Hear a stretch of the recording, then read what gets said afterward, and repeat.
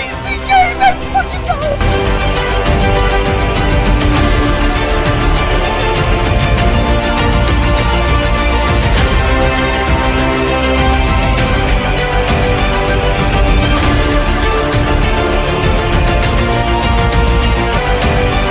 Hey, everybody, I'm Peace out.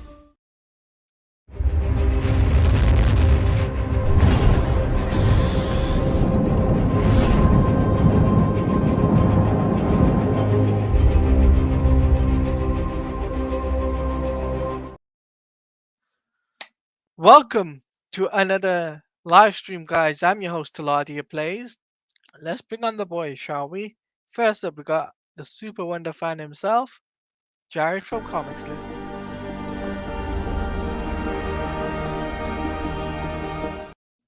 This was like a job for... Yes. And the Heat Man himself.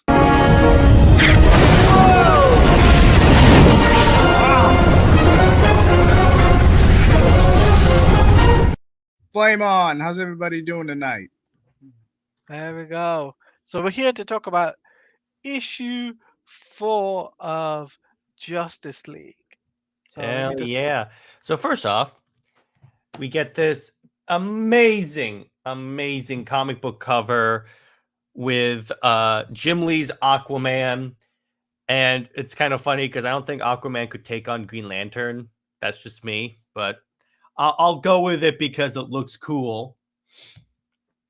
So, and then we get a nice Andy Kubert cover. And then the a pencil cover for Aquaman. The combo pack. There's a lot of covers for this. So then what's kind of cool is that the way Jim Lee draws it in the first page, we see like Cyborg turning the suit basically forming on Cyborg. It looks a little different than it did in Zack Snyder's Justice League or even the animated movie, but it's basically that idea. Pretty much. Then, pretty much. Yeah, basically. And then Cyborg connects to the internet, and this is when that scene in the movie, in the animated movie where he fights the parademons, that's basically that, and he disintegrates one with the white noise cannon. And then he keeps hearing this buzzing, and what's interesting is it's just because he's permanently connected to every piece of technology on Earth. That would get old real fast. Yeah. Yeah. I didn't want to be the one to say it.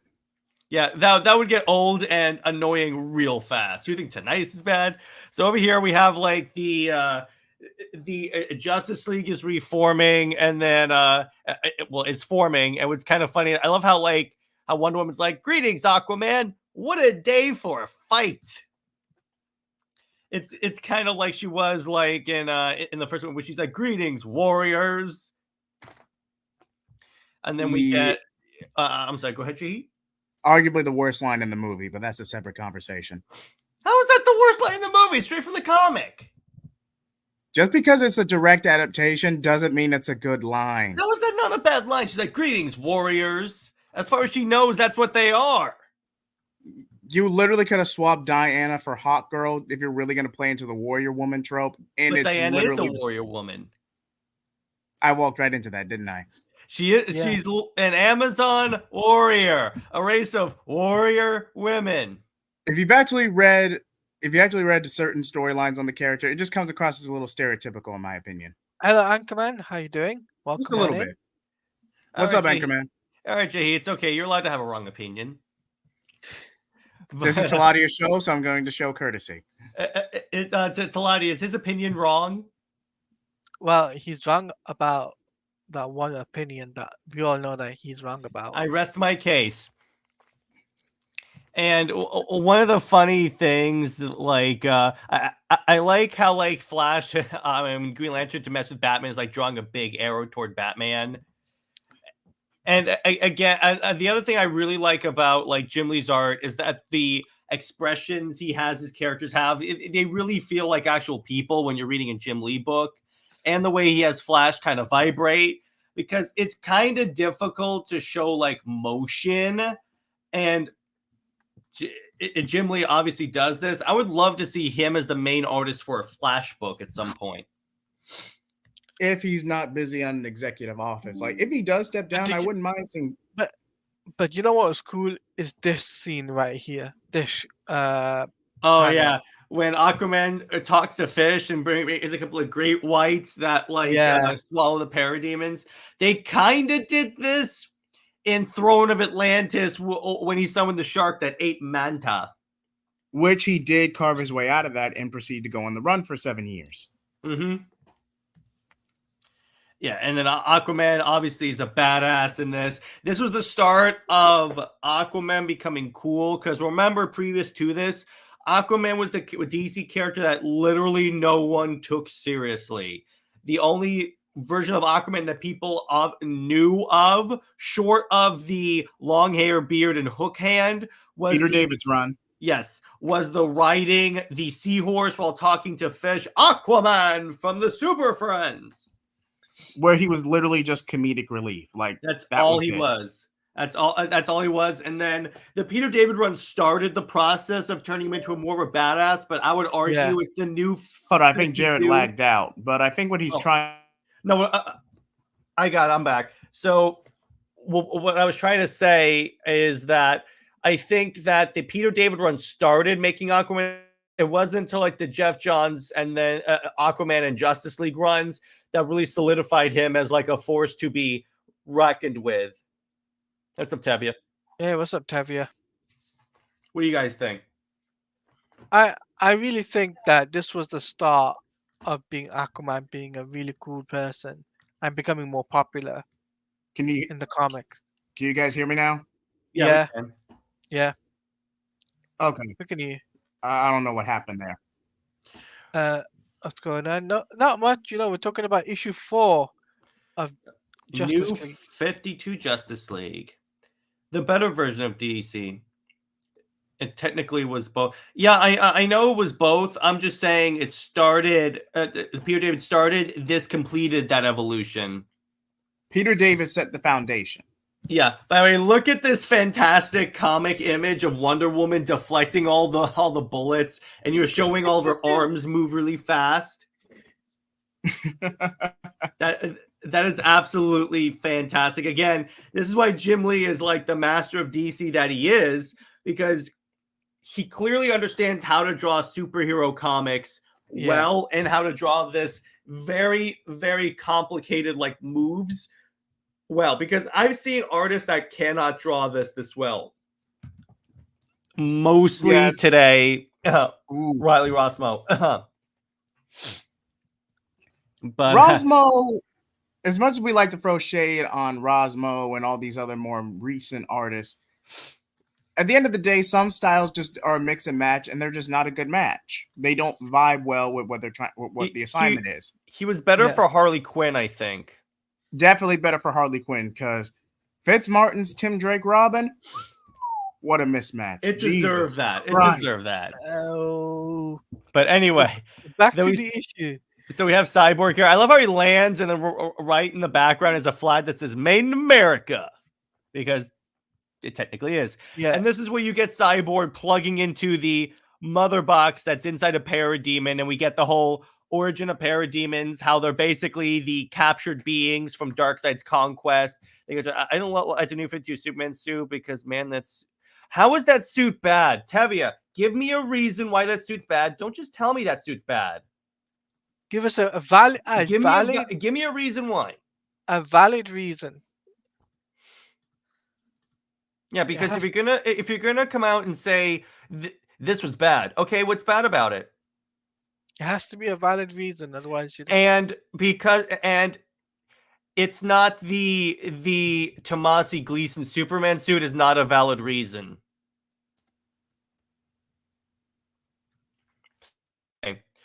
Then the boom tube opens, so what do you think about? And this is obviously one of the things they took inspiration from with Zack Snyder's Justice League. Yeah, how like the Parademons are like brought up as a result of Darkseid's conquest. And I like this. I love this image, mostly because I feel like Superman was in armor, and Superman doesn't need armor. All of Kryptonians had armor back then, because remember, when that suit was made, where that suit was made, on Krypton, they didn't have any powers. They weren't invincible. They were just regular people. That's why they would get armor. They felt like humans. Mm-hmm. That's what it is. But anyway, I love this like silhouette of Cyborg because it's like it's a silhouette, but then you have like the details of his like chest light just flashing, and I just love that. And then we have boom. I just love how massive those onomatopoeias are. Everything in this, from like the art, the lettering, the writing, is utter superbness of comic book writing. Then we have Flash running on waves because the Justice League are being attacked by helicopters. Also, with the color palette, the new 52 suit didn't really gel with the color. But to an extent, but that's more of an aesthetic choice than anything. But that's the Superman color palette. What's wrong with the color palette? Now, I do see what Chevy is trying to say, because if you're going to use the straw man reference, it did create an ensemble or balance with the trunks. But a belt could have done arguably the same function. And it does. It really doesn't matter. It does. In this. But, I mean, yeah, I get it. But in terms of the color palette, are you talking about like it's not bright blue enough? But that's just because... Don't forget. It's just a different aesthetic choice, Tavia. Yeah, don't forget, this was supposed to be a darker take on DC at the time. Which then again, also, DC is the darker publisher than Marvel. So this whole idea that people have that like DC has to be like this utter joke fest. I'm like, no, they're not that. But anyway, I'm sorry. And by Taladia, I don't mean to take over your show. No, it's fine. It's fine. Trust me, it's your co-host. What are you chatting about? All right. Jahi, what were you going to say? I didn't mean to interrupt you. I was going to say that the biggest wasted potential, say what you will about the Tikamu, but the biggest wasted potential is out. They thought Aquaman was such a small IP, they could swap out Shazam and save his origin for a sequel. Well, let me finish. Not even the DCAU did this. He had a debut episode in Superman the Animated Series, and then you cut straight to the Peter David run in Justice League. That's all you needed. That has aged poorly. What Aquaman live action version making $1 billion, the first one, making $1 billion in the box office. Yeah. And both Shazam and Shazam 2 being barely making half that. True. I think, was the Shazam movie coming out at the same time as the Tikamu movies? I don't think so, right? No. The camera had already ended by the time Shazam came out, which that in of itself was a waste opportunity. You had perfect synergy right there. But... Well, wait, I don't. When did Shazam 1 come out? I want to say 2018, 2019. Thank you. Shazam 1. Let me see here. It was released, 2019. So yeah, it was when the Tikamu ended. Man, time has passed by. Shazam came out after. Okay, yeah, there you go. They should have used Aquaman for the Justice League War movie. Again, I get why they did it, because they felt that if we're gonna end up doing the Throne of Atlantis story, just make that be the Aquaman's introduction, because we can kill two birds with one stone.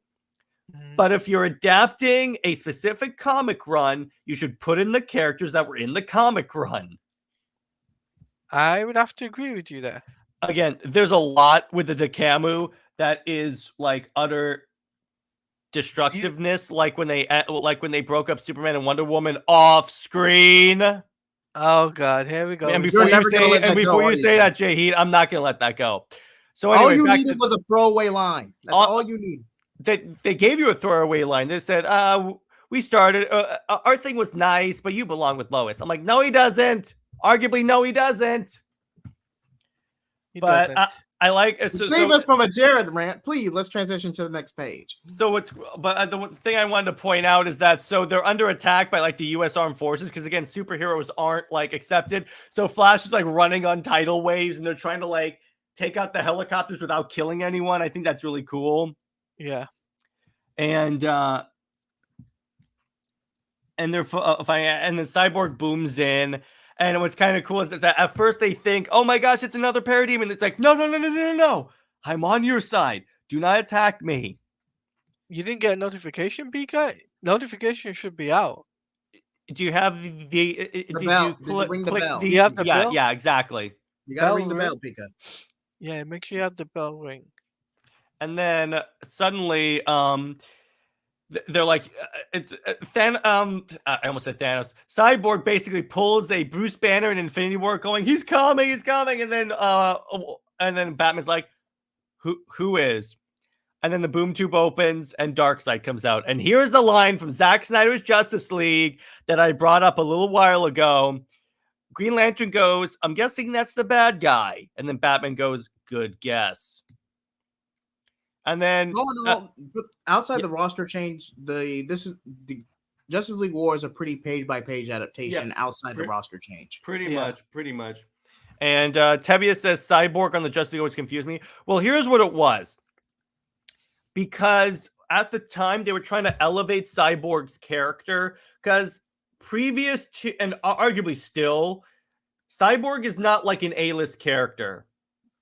No. He's more of an ensemble character. He should be. Had the Snyder cut of Justice League come out and his movie come out, I think he would have become an A-lister. But it's really just they wanted to elevate that character. They wanted to have something beyond the traditional lineup. And remember, here's the key thing that everyone conveniently forgets about the new 52.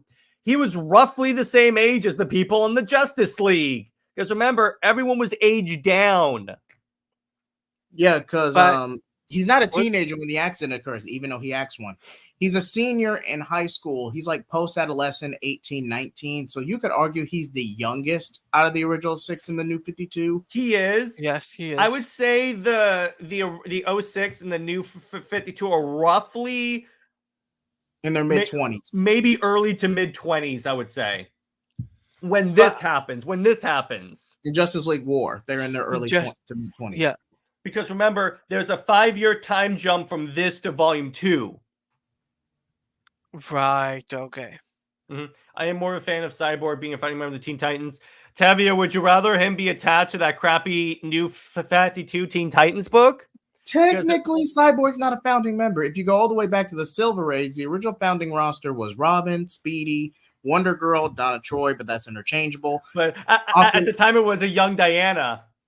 Yeah, it was a young Diana. That's basically what Donna Troy is, a young Diana clone. Mm-hmm. And by the way, Tevia says because they replaced Martian Manhunter. Well, here's why they replaced Martian Manhunter. I can guarantee you this is the reason. Because with Superman on the team, he's kind of redundant because the way DC treats him as just a Superman. So if you're going to have two Superman, because if you have two Supermen, it's my same issue with Kenny Johnson and the Dawn of DC Superman books. If you're going to have like 5 Kryptonians, what's going to be a threat to them? Current Action Comics is more of an anthology to where it's interplaying dynamics. But Superman, at least. But yeah, my other point is, look at the other members of the league. Superman, Wonder Woman, Green Lantern, Aquaman, Flash. It's already stacked to begin with. So what they probably like is, okay, we had that. Let's do a new thing. Because here's the thing. Martian Manhunter has not always been a founding member of the Justice League. It's not like he was like the Batman of the Justice League where he's always been there. So this whole narrative about how Martian Manhunter has to be the founding member of the Justice League is just false. It's a precedent from the DCAU where Martian Manhunter was a founding member, and that's how a lot of fans got into DC Comics. Which that's understandable. That's how I got into DC Comics. There are a few things about the DCAU that should not be brought in, and by the issue's done, I just have this dope image up because I think it's awesome. But yeah, the one thing that I agree. The one thing that should not be carried over, ignore. This is arguably as heinous as Batcest. Are you ready? What? Hey, Jay Heat, remember what they did with Wonder Woman's parentage in the DCAU? Oh, yeah. Implying that Hades is her father. But wait, didn't New 52 insinuate the same thing with Zeus? No, yeah. Yes, but it's to quote Nick actually, because Nick and I had a conversation about this off stream. It makes more sense with Zeus because Zeus was sleeping with everyone in Greek myth. Hades wasn't. Hades was the loyal one. Yeah, Hades was the nicer guy of the two, and Zeus is an a-hole. I'd argue Poseidon's worse, but that's a separate conversation. No, but my point is, of the two, Zeus is the worst one. So I'm like, it makes sense that he would do that. Hades, hell no. That's why what I told Nick, this is the problem with the DCAU, particularly Wonder Woman. They considered her a one-note character, which then led to them doing all these really stupid things with her, like making her like the girl rebelling against her father by falling in love with the bad boy. And I'm like, I get it. You want to be Batman and you want Wonder Woman to be in love with you, but it's really stupid, guys. To be fair, they have gone on interviews saying they didn't know what to do too much with Wonder Woman due to censorship being as grating as it was in the late 90s. Well, here's what you do. Call up George Perez. That run was still ongoing at the time, so bring him in as a story consultant. Say, how do we properly represent Wonder Woman? And Tevia, it wasn't stupid because she's more closely tied to Greek mythology this way. And the fun part is that's what Zeus did back then. So it only makes sense that that would be her origin. If I had to have a very underrated take on the New 52, I thought her Abernet's Wonder Woman run, that first volume, was pretty good. He did kind of backtrack going into volume 2 because you actually got a Greek epic in that run. Mm-hmm. But volumes 1 and 2 of the Abernett run were pretty solid. Volume 3 is where it starts to fall off and become a Superman Wonder Woman spinoff. Yes. Yeah, and it's... which we could always use more Superman and Wonder Woman books, so I'm not complaining. But it's like, I personally prefer Wonder Woman because I like that origin. Why is it fantastic? Because it's the most established one, and it was during an era where the Amazons were notorious for man-hating. It's a whole thing. If I go into Amazons have always been notorious for man-hating. You set me up for an Amazons attack joke, Jared, but I will Yes, I did. They were always attacking. The Amazons were always attacking. Yes. With the Wonder Woman origin, personally, I could go both ways. I really have no... if there's a good story, you can sell me on either one. I think the Zeus origin is a better story personally as it stands now, but I could go either way. And I love how Tom King is like writing the line. He hasn't like confirmed which one, because really, as it's established, he really can't, because if this is the same Wonder Woman that was established, because if this is the same new 52 version of Wonder Woman, technically, he can't just all of a sudden say, no, she was made by Clay, unless he gives a story about why that happened, which is Tom King. He's probably not going to do that. Yeah, all I'm gonna say about Tom King's run, and Pika makes a great point, but as all I'm gonna say about Tom King is that this is essentially the man-hating Amazon episode from Justice League, just dragged out into an arc. Like, Go back and watch that two-parter. Look at his run, and it's literally a play-by-play, just with a little bit of interplay politics and espionage sprinkled in. That's it. Yeah, but and that's my point about the DCAU. People treat the DCAU like it's the Bible, and I'm like, if you really look at it, Batman, sure, you can make that argument. Solid Batman. It was DCAU, but Batman is solid for the except for Batcest, it's flawless. Okay, now Superman. It's actually again pretty solid because they didn't emphasize Lois Lane that much. So that's why I found it less annoying. She was a League, support, and in no way, except for the Force Wonder Bat, Justice League is perfect. Just when you look at what they did with Wonder Woman, that's why I don't have this somewhat. Now, I'm not saying anyone here has blind reverence. I just want to be clear on this. I'm saying there are those that have this, everything in this universe was perfect. No, it wasn't. You just have nostalgia bias. Like, let's be real. Like, Yeah, exactly. And I understand you being brought into DC by this, because I was too. 110%, I get that. But you also have to be willing to accept to admit the things that this show didn't do well. But which ultimately led to it being respun as Justice League Unlimited, which is an improvement, but that's a separate conversation. But I almost say is that, say what you will about the Wonder Bat controversy, it's in poor taste. It's a it's a hookup gone horribly wrong. Wait. You mean the bat sets? You said Wonder Bat, which by the way is almost as heinous. It's debatable.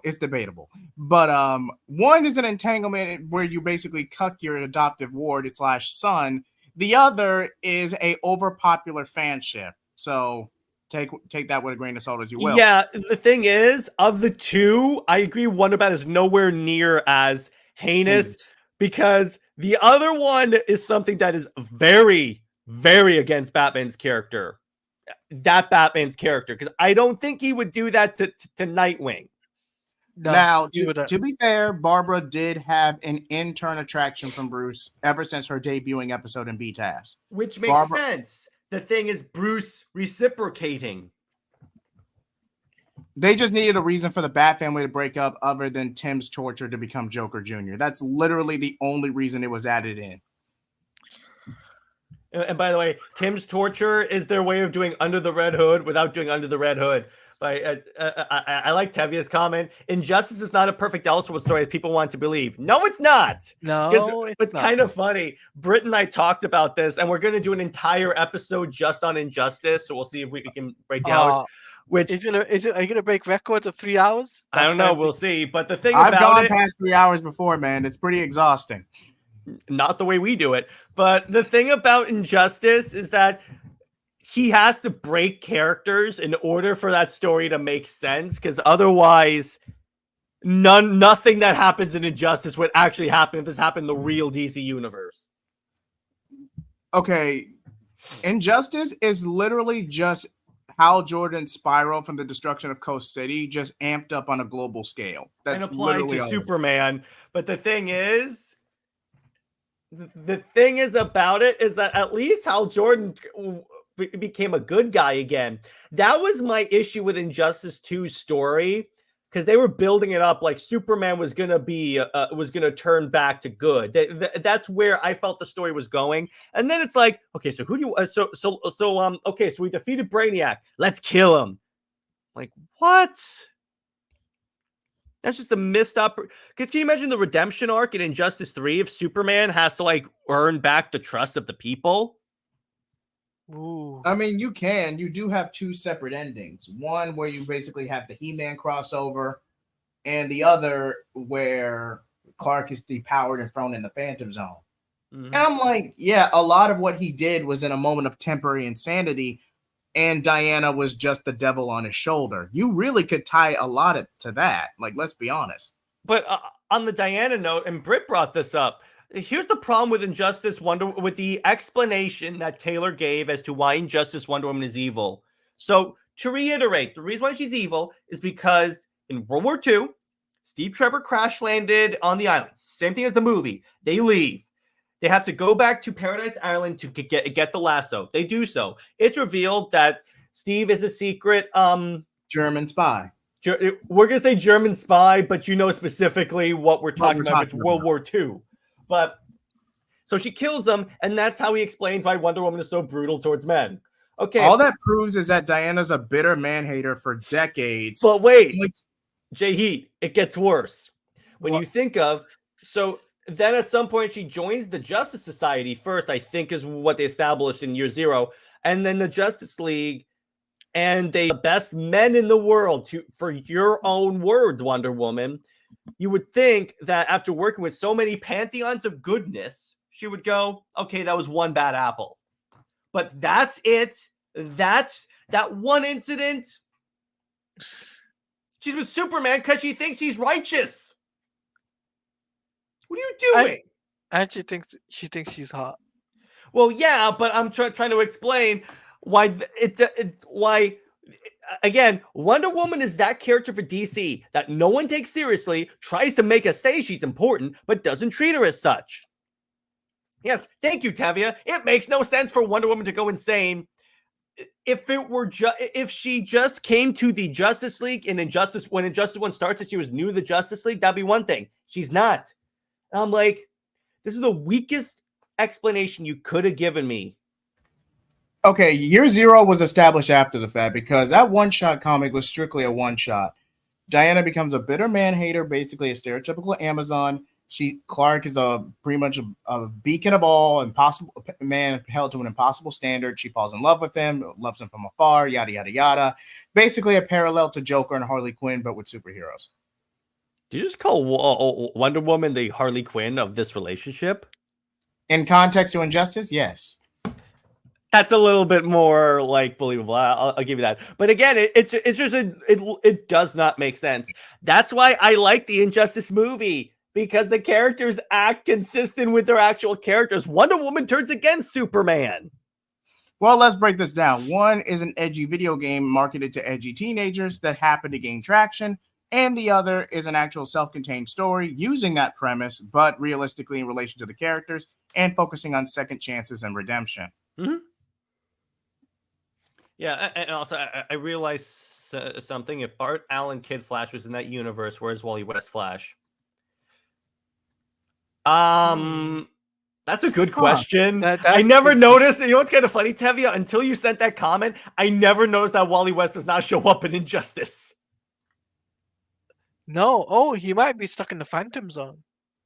No, I don't think he is.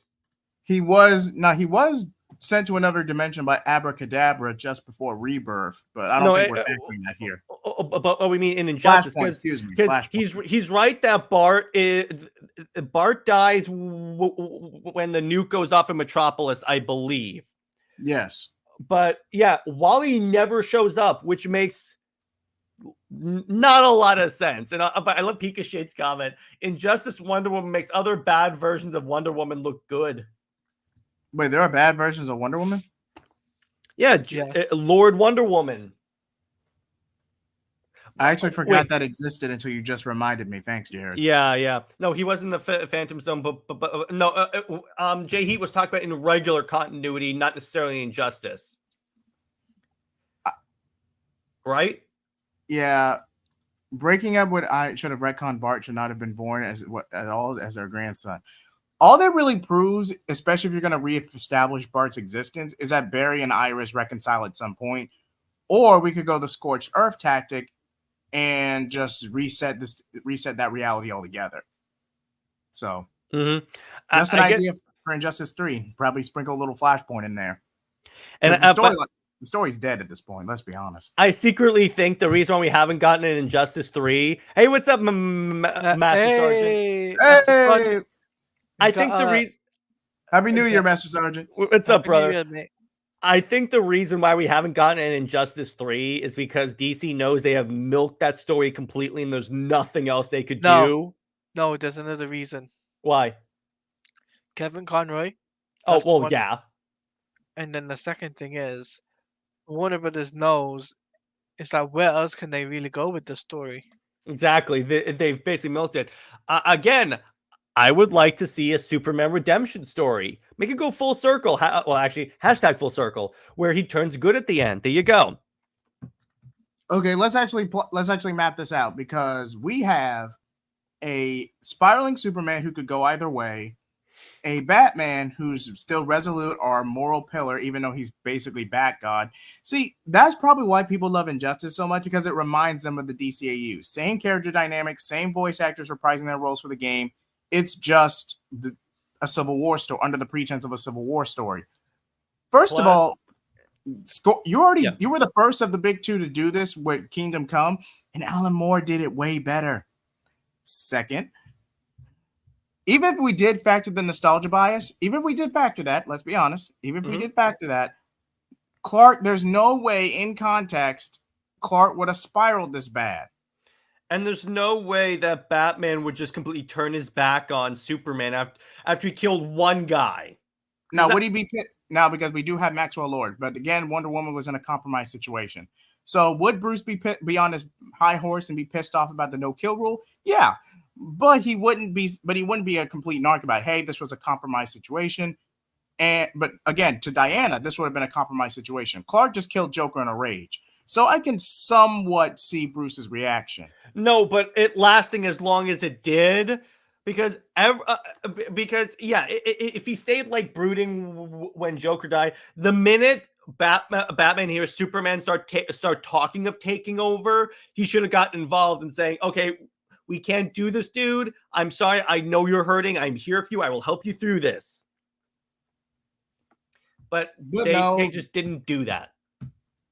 Master Sergeant brings up a good As comment. long as they never carve Superman up into different colors. So you mean Superman red, Superman blue? Yeah, no one's doing that anymore. No. Electric blue Superman? Oh, God. There's a reason. That was okay. So Superman red and blue art was notorious. It almost tanked Grant Morrison's JLA run. It barely recovered. They tried that with John Kent and it didn't work out. Yeah, it's heavy. Because of the failure of that book, they're not going to bring in John Kent for Injustice. They're just not. Plus, they can't because Lois died. I mean, the only way you could do it is if you directly adapt that story to where John crosses over for a spell, which derails the original source material because it was supposed to be a bout between John and Ultraman. But semantics. But here's the problem with that. Here's the problem with that, with John going into the Injustice universe and why it's stupid. No one references that a Superboy from another Earth came into the continuity. No one. Other than happenstance, where you get like Barry still brooding and self-loathing everything he's done, and Bruce and Lex getting the idea to bring over a multiverse league of doppelgangers to activate a contingency plan against Clark. But Tavia, I know we got the good Superman from the other coming over, but they're not going to bring in John Kent because that storyline failed financially. They're not going to give more resources to a failed story. And I concur. Yeah. Hit that like button.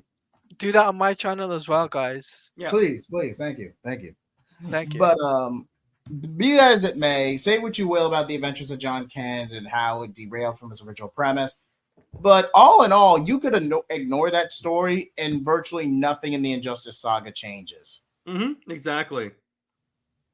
I couldn't even say it's self-contained if I'm being completely honest. It's basically, I'm not going to say it's a shelf title, but it's definitely a cash grab. But yeah, it definitely is. They were trying, because I get the feeling that what happens is that they knew that John Kent was a bad IP, was a dropping IP. So like, let's bring it in with Injustice. And then they royally drop the ball. And I'm like, you don't really expect John to be much. I mean, it's basically like comparing Goten to Goku in Dragon Ball Z, to where he's literally just a mini-me of his dad. And there's nothing wrong with that. If you actually have him consistently go through puberty, go through interesting character dynamics, you can make it work. You just have to put in the work. That means, okay, was Super Sons a stellar success? No, it barely peaked at 45,000. Actually, it did peak. It peaked at 99,000. That was the first issue. I will admit that. It's just when you have such a dramatic downturn in the first Super Sons book that everyone says is good. When you not the first volume, the first issue. There's a difference. The first issue. When you have such a dramatic shift from, let me put it this way: if it just dropped, if it just had that drop from like issue 1 to 2 and then recovered, that would be a different story. But it stayed like this, the original book. But Tevia, him as a kid, here's the trend graph for him as a kid, and it's going down. But by the way, I know it looks like the way my screen is mirrored, but no, it was going down. So DC has. Hold on, I think I can try. Take the comment down for a second. Yeah, up, down, up, down, up, down, up, down. A little bit. Except it was just down. That's the thing. Yeah, but it depends on where it was, because you got to factor Action Comics, Super Sons, and whether or not Damian was in an issue or not. Damian wasn't an issue. Yeah, Damian was a popular IP. So I got news for you. John Kent was not. Because here's the thing. There's a reason why Rebirth Superman, while critically successful, was not financially successful as DC wanted it to be. And Britt and I talked about this on our Why Rebirth was a flop episode. And that was because you basically told the fans that brought in with a new 52, go away. They did. We did. And then the audience that they were catering to didn't show up for the books. I'm not saying you didn't, Tavia, but most people did. Also, P.J. Tommaso is critically successful, yes. Financially successful, not that much. It stagnated, basically. It stagnated because it's just a return to quote Dan DiDio, it's just a return to what made us want to do the reboot in the first place. Because little known fact, Dan DiDio wanted to get rid of the marriage to Lois as far back as Infinite Crisis. That's when. What's up, caveat, it wasn't just that. If Superman were that big of, if the Chamasi run were that financially successful, they would not have let Bendis do what he did. Now, granted, Bendis being on the book was a major fall off. I will easily admit that. Mm-hmm. But if Rebirth Superman was selling gangbusters, we wouldn't be in that situation to begin with. They would have made him undo it. I'll say this, right? John Kent wasn't a selling point for me. In my honesty, what they should have done, they shouldn't have created John Kent. They should have kept John Kent later down, let's say 15 years down the line. They shouldn't have done him now, like 2016, 2017, right? No, right. No, because it get to establish the prime Superman, right? Get to know him, right. Get to return return of the character, and then also return of a Lois Lane. I can't believe I said that. Thank you. I love how now even Teladia gags at her name. I can't believe Pika I said says that. Damien and John's bro. I hate to cut you off, Tevia. Yeah. Teladia, Hey. God damn it. Damien and John's bromance was what made Super Sons work. After they were broken up with John being Jumandi'd, which is true, both characters soured down. Okay. Some of that 5G played into that, but I will concede your point. No. Well, yeah, but here's the other thing, Tavia. Here's why de-aging John, because I know you want to get Super Sons back, and you know what? That's admirable. I get that you want that book back. Here's why that can't happen. Here's why it's not that simple. They would have to de-age Damien to get that to balance it out. Yeah, because Damien has grown up now. They can't de-age two characters at once just to bring back an IP that was stagnating. Now, you could... Now, this is purely theoretical. They would never do this at this point. You could de-age John and do a retcon like, oh, his electric blue powers is just a buildup of cosmic energy for being stranded on Earth 3, and Ultraman was going to turn John into a human bomb. And John eventually burns out the energy, and boom, he's at his chronological age again. But given how much Kryptonians tend to hold back, he probably would have grown naturally by the time he used it all up. But I'm just saying that's something you could objectively do to quote-unquote de-age John, but only slightly. But the problem with that is that why did his electric blue powers take so long to manifest? Again, he was rescued before Ultraman could finish the process. He was specifically going out of his way to break John first. But I don't know. I don't think so. The right writer can make it work. I'm just using this as an objective argument, but I can make this work. But here's what I think, right? Mm-hmm. I think the difference, right? New 52 Superman knew how to, control his power, right? Mm-hmm. Well, he was learning how to in the action run. Yeah. Where John, in the other hand, John doesn't really know how to control it. Really, he just think about it like this. Yeah, he's trying to use the Kaioken technique, right? From Dragon Ball. Okay. And he thinks that it will help him in a fight. So hey, Teladia, you got a super chat. Speaking of Lois, last night I watched a Superman, so my boy said Lois. You're raising him right, Master Sergeant. That's right. Thank you, Master Sergeant. Yes. Yes. Let me say. let me just say this to Lois Lane fans and detractors all. You don't really need Lois Lane to be that much. Just a caveat, support, and interest to Superman. That's objectively all you need. I love Lois how Lane this to has be. become a Comics League thing now, hating on Lois. I love it. But Tevia, here's the thing. You still don't get that dynamic again, because what made that dynamic work critically is that they were both kids. You would have to DH Damian. I'm saying somehow if you manage to DH John, or like bring back the 12-year-old John, somehow if the 12-year-old John stayed, Damian is still an adult. Well, teenager. He's 14. Well, he's not the age he was in the Super Sons book. That's the point. And about Master, it's always sweet when you tell a well-known joke to a 9-year-old and they think you just came up with it. That is true, Master Sergeant. That is fun. That is fun. And as for Movie Theater King, I appreciate you asking me this question. Is there the hands in the New Direction verse, and the Darkseid is still a huge threat? Okay, Darkseid, he's always going to be a huge threat no matter what we do, let's be honest. But I feel like after the events of Godkiller and Godkiller 2, we're kind of going to ease Darkseid into the background, maybe keep Darkseid War relatively the same and then build him back up. But as we're still debating whether or not we're going to count Metal or not. We're still debating that. Yeah, I have a few ideas for Darkseid War, what I want to do, and I think it's nuts. Like, let me put it this way. As much as that is my favorite DC event of all time, there are some things I want to change. It's convoluted as heck, let's be honest. We'll clean it up. And then, however, it could work, but they wouldn't want to call the version that's LGBT, the adult John a failure. They wouldn't want to call that one fake John. They can't do that. No, they can't. And at this point, here's the thing.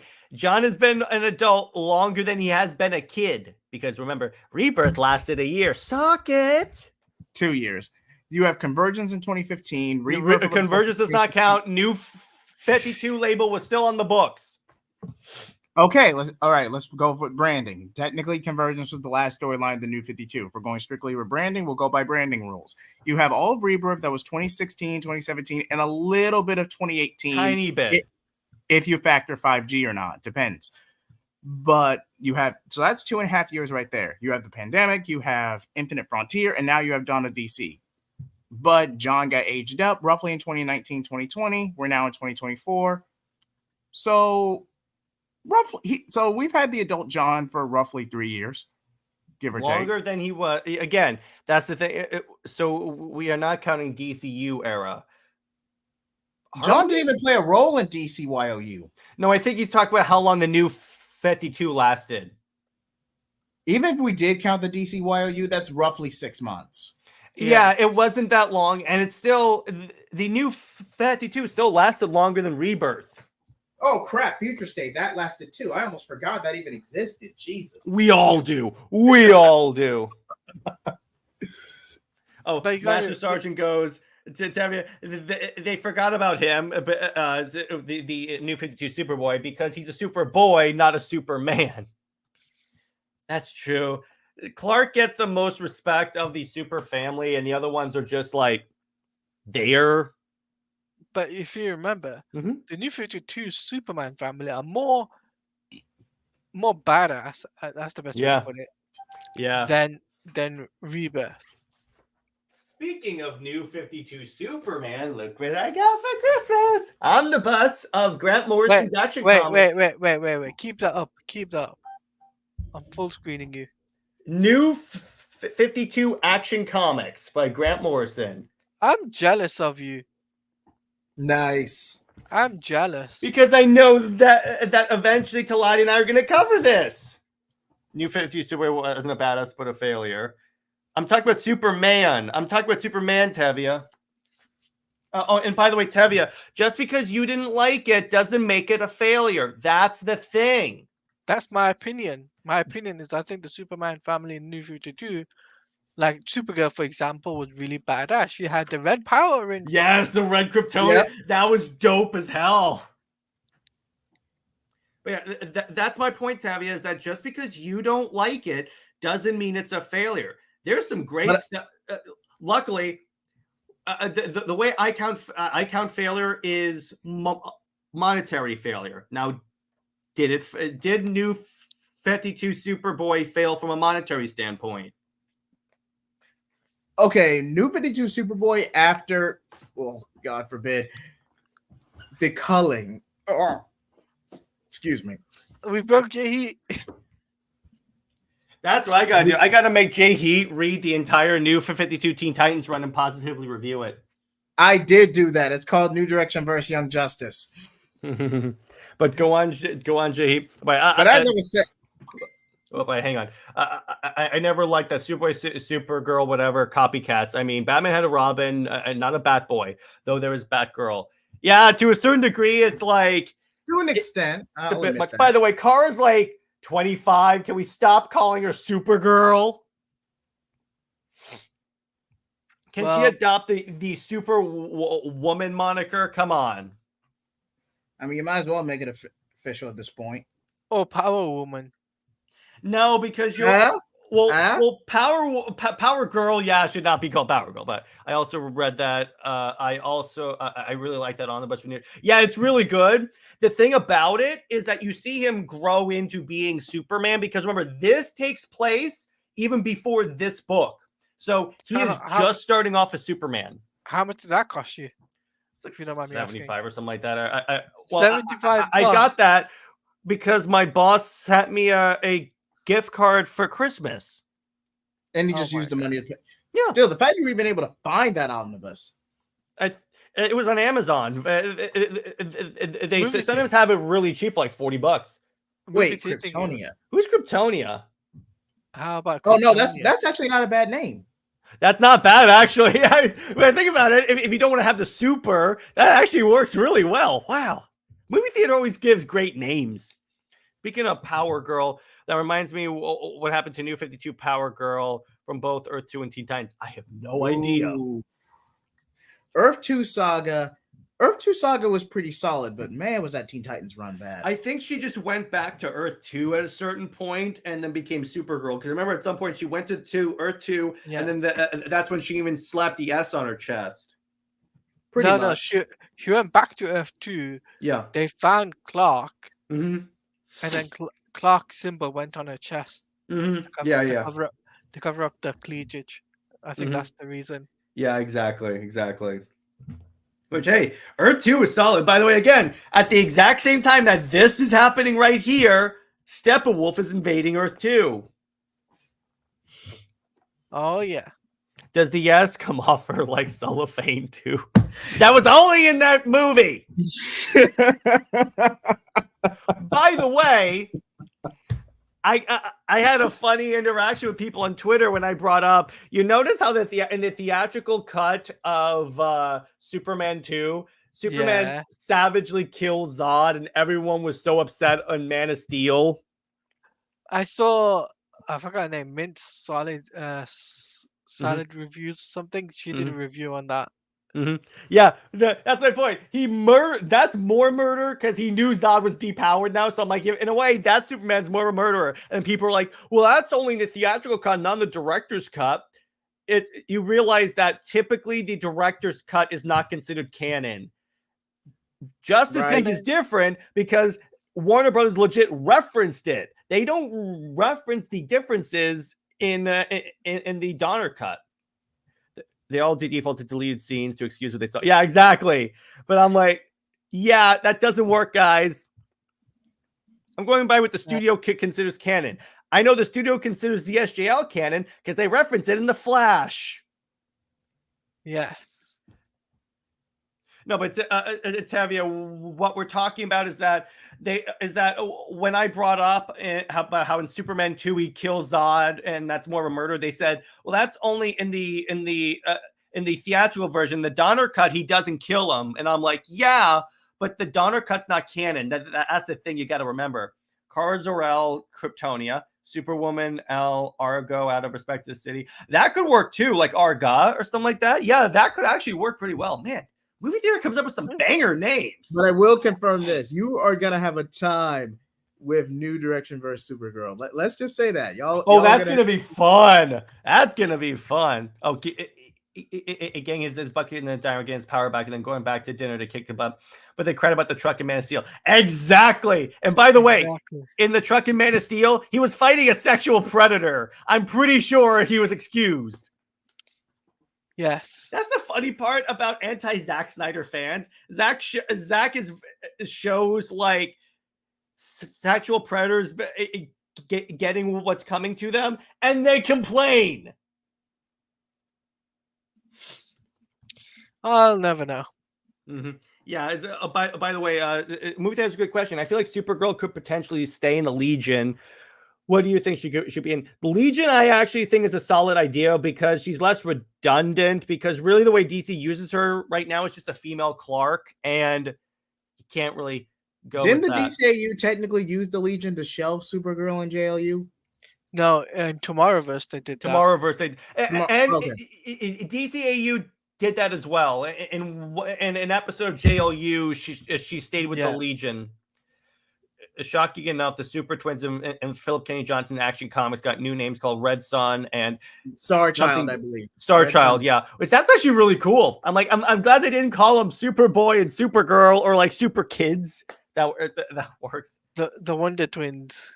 Wonder Twin powers activate. Jeez. Man, it'd be hilarious if for rewatch Nick and I start watching Super Friends. That would be funny. Speaking of Legion, apparently they were in the Injustice universe too. Okay, that doesn't make sense because they were inspired by an evil Superman. Yeah.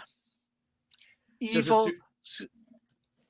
Yeah, in the current run of Superman, and DC's latest attempt to get the Super Sons fans to come back, they had Clark adopt 2 kids from Warworld, and they call them the Super Twins. Wait, Zack Snyder's legendary writer, Dan should stop being an incorrigible slob. I mean, Bendis should try and erect this fun names. Zack Snyder is the legendary writer. Dan Slott should stop being an incorrigible slob, and Bendis should try and erect this fun names. Yeah, exactly. Trust me, Bendis will destroy. Super Twins were adopted from Warworld. Yeah, it's their attempt of de-aging John without de-aging John, which it just doesn't work because we all see through it, and it's just like And this is why John Kent will be shelved for many in the next years. 2 years. In the next 2 years, it'll be shelved. Yeah, the minute they do a reboot, yeah, they'll definitely shelve him because again, he wasn't the financial success they thought it was going to be as a kid or as an adult. So it won't work.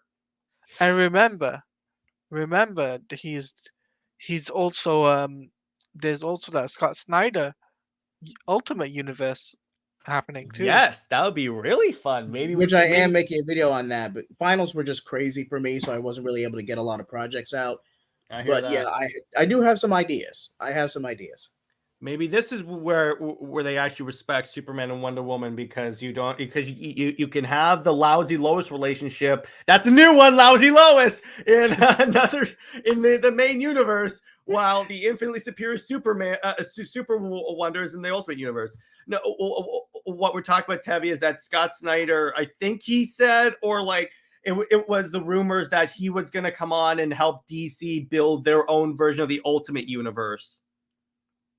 Largely because Marvel's bringing their Ultimate Universe back. Like, okay, let's do an Elseworld ourselves.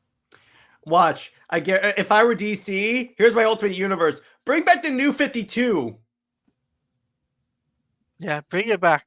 You don't even have to call it you don't have to call it Ultimate Universe. Just call it Earth 52. That's what they did in Doomsday Clock. You know what you need to do? Start a hashtag. Bring back Earth 52. That's an excellent idea. I'll talk to Britt about doing that. That'd be really fun. Yes, but we shall definitely see. Oh, Movie Theater King makes a great point. Many people are calling for John to be shelved. This is also starting on Twitter or X. I am thinking he could potentially be a hero for Earth 3. What do you think? That could be interesting. Like well, here's the thing. It could be that's how they shelve him story-wise. He just goes and fights on Earth 3 and that's it. And then we never see him again. So the new 52 is okay. Oh my gosh, this is gonna be really complicated to explain. Basically, let's go back all the way to when DC ripped us off when they debuted Trinity. Well, yeah, that's another issue. So I'm what still happened counting was- that. What happened was what they did is vocal minority people on Twitter were complaining about New 52 Superman, so they decided let's bring in post-crisis Superman, make him a coward. I'm gonna say that, and then let's just merge them, and then we can merge like some of the events to like create a new continuity, and that's basically what they did. It was stupid as hell, but I'm like, let's do a plain Jane Lois Lane. This is awesome. This has to be an ongoing game on Comics League. New 50, yeah, Earth 52 or Earth 52 is a guerrilla world in Dark Crisis. Is it? Yeah, you have to read one of the tie-ins for that. Well, Earth 52, according to Geoff Johns, is what I'm going for. Yeah, bring back the New 52. Have all the writers involved with it be committed to being a different world, not imitating. Yeah, exactly. You could bring back try and bring back the original guys and tell them this is a different Earth. We're not going to. We want this to be Restructure the different. canon. It's an Elseworld story. Do what you want. We want this to be different from the main universe. That's what we're going for. Because if people wanted to read the same stories from the old universe, why would they come to the Ultimate Universe? That's the issue. You do realize editorial just changed their mind. You do, and they change their mind way more than James Gunn does. Jeez. Then that's James Gunn saying does something. on social media, yeah. So before we end the stream, I'm gonna quickly talk about Suicide Squad. Yeah. Because there has been some really interesting stuff that I've been learning about the game. Steel book covers have already been announced. Oh yeah, I'm definitely getting nice. So there's steel book if you want to collect that. Don't tell Sammy. Why? She collects steel books. She will buy that. She's not into Suicide Squad, I don't think. Ah, dang it. But I was just gonna say, but have you seen her steelbook collection? Yes, I've seen a steelbook collection. Yep. But anyway, as you were saying, Teladia. But yeah, so Suicide Squad Kill the Justice League literally is coming out at the end of this month, guys. We want to announce, myself, Jared, and Jay Heat, is that we're going to be co-streaming. All of us will be streaming at the same time the game 72 hours before the game is officially released. I just have to pre-order it. So we're just going to get the pre-order, and we are going to be streaming it on the TeladiaPlays channel. Jared will be on his Comics League channel, and Jay Heat will be on his Jay Heat Plays channel. And we'll all be playing the game day one. We might even get a special guest from the one and only Sil Abdul. I have to really reach fun. out. Hey, again, I want it recorded here as well. I called that shot. I'm already calling King Shark. So Captain Boomerang. I'm claiming it now. Looks like Sil is playing as Harley Quinn. But Movie Theater King, are deaths permanent in your universe, and what are the New Direction Verse events? Again, some videos were pre-recorded, some videos were live streamed, but I do have an official playlist if you want to go back and watch them all. But as of God Killer 2, post-crisis Superman is dead. Like, I'm officially confirming that now. We're not bringing him back. That's not happening. So are you going to throw it on for the... Yeah. When we play it, it'll be blind. It's not like what we're playing in the background. It's not us playing in the background. It's us literally playing together. So we'll all be in Discord. And I'm going to commit to something. When we're not streaming it, I won't play it. Yeah. So if Jared's not streaming it, he doesn't need to play it. But I'll be streaming it. And I'll be streaming it every day continuously because I'm too excited for this game. Of course you are. Dang it. You'll be leagues of levels ahead of us by the time I get that. No, here's the kicker. I can always come back into the story and help you out. It's true. Oh, sweet. When the game comes out, we're gonna right now we're establishing the logistics. And by the way, Comics League gaming is gonna be a thing. I'm gonna be doing that with Suicide Squad, with Arkham Knight specifically. Question: what are your theories? I think that at the end of the game, it's gonna be revealed. It's gonna be a fake out that you didn't actually kill the Justice League. Yeah, I think so too. I think it's gonna be a fake out. Like Brainiac duplicates, something or something Or akin to just. yep, something like that. But my theory is that you kill the Justice League, and then the last mission is obviously going to be a boss battle against Brainiac. It goes horribly for the Suicide Squad, and then the Justice League shows up at like the last second and helps them save the day. Or clones. That's a good. That's an interesting point there. Yes. Or a multiversal Justice League. There's any number of ways they could go with this, but I don't think we're actually going to kill the Justice League. No, if they do, they might as well pull a Flashpoint now. No, but I think that this game is going to be great. I'm looking forward to playing, streaming it. I'm looking forward to covering, even after I finish the story. After we're done with the story, I will still be playing the game because it's a live service game. So every week there will be content going out every day, or every week I should say, where I talk about the game on podcasts with other YouTubers and whatnot. So it's going to be great. Let's hope it's not another Avengers, which I don't think it's going to be. Don't jinx us. I know. Jesus Christ. Yeah. Basically, emergency. Yeah. I'm sorry. Go ahead, Teladia. So let's do our outros. Yep. J-Heat, you go first. Okay, as for me, you can find me on J-Heat Blaze or J-Heat75 on Twitter, now X officially. Actually, just to kick off the new year, New Direction Versus officially back with, well, we were going to do Barry Allen Flash in Aftermath of God Killer 2, but I wanted to kick the new year off right with a versus. John Kent Superman versus Hippolyta Kent. That'll be this Sunday. Hippolyta Kent wins. I got news for you. Go ahead, Jared. Hippolyta Kent wins. Spoiler alert. We will see. We will see. That should be this Sunday at 8 p.m. Eastern. So if you can make it, we'll be having a blast. Yes. Jared, you go next. Yeah, sure. So as for me, in terms of Under Two Capes, the gentleman and I will be talking about the content in 2024 that we are excited for. And it could be anything and stuff. And then for Comics League Dark, we're just gonna like hang out and like talk about news articles and like whatever really floats our fancy. We may just do a retrospective on Dawn of DC so far because I've been really enjoying a lot of the series there. And in terms of movie night, we're going to be talking about the Ryan Reynolds Green Lantern movie. And obviously, I'll be on the shows with these guys when they have me. Obviously, with the Justice League show for this, and then with New Direction, which I can't wait to tell J-Heat about my plan for Darkseid War. And I have a few ideas for death metal if we decide to do it. So yeah, it'll be a good time. Wait, the old Mickey Mouse domains and design is going in public domain? Yeah, it is in public domain. God help us all. So as for me, are you done, Jared? Yeah, I'm done. Go ahead.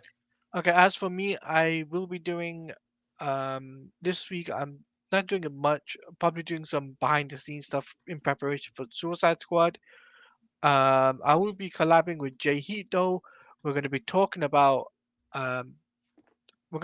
different things. Maybe Dragon Ball, because Dragon Ball is its 40th anniversary this year.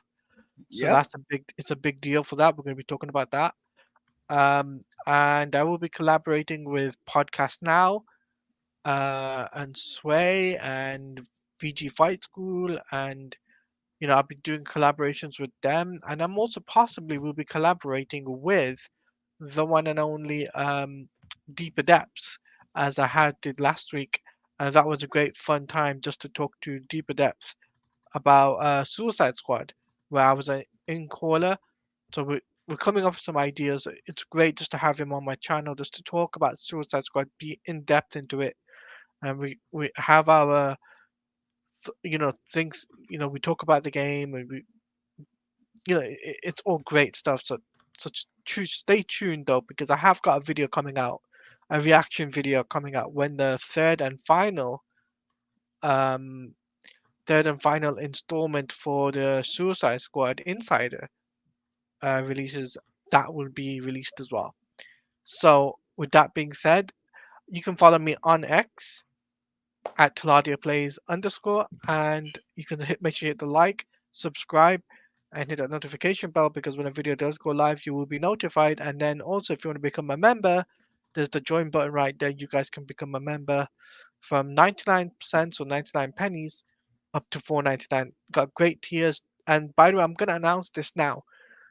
January 16th, members only panel is coming to the channel. Let's go. Yes. So that means if you're a member and you're on my channel and you want to be on the show, you can. That means you and I will be getting a guest on. I've already told her that yes, that she'll be on the show. So it's basically we're going to be talking about anything and everything, whether it's DC, whether it's Marvel, Star Wars, anything. We can just talk about anything and we can have a relaxed, chill stream on the member stream. So that's being said, Jared, you got any final words? Lois Lane sucks. Jay, your final say before we end it, get out of here?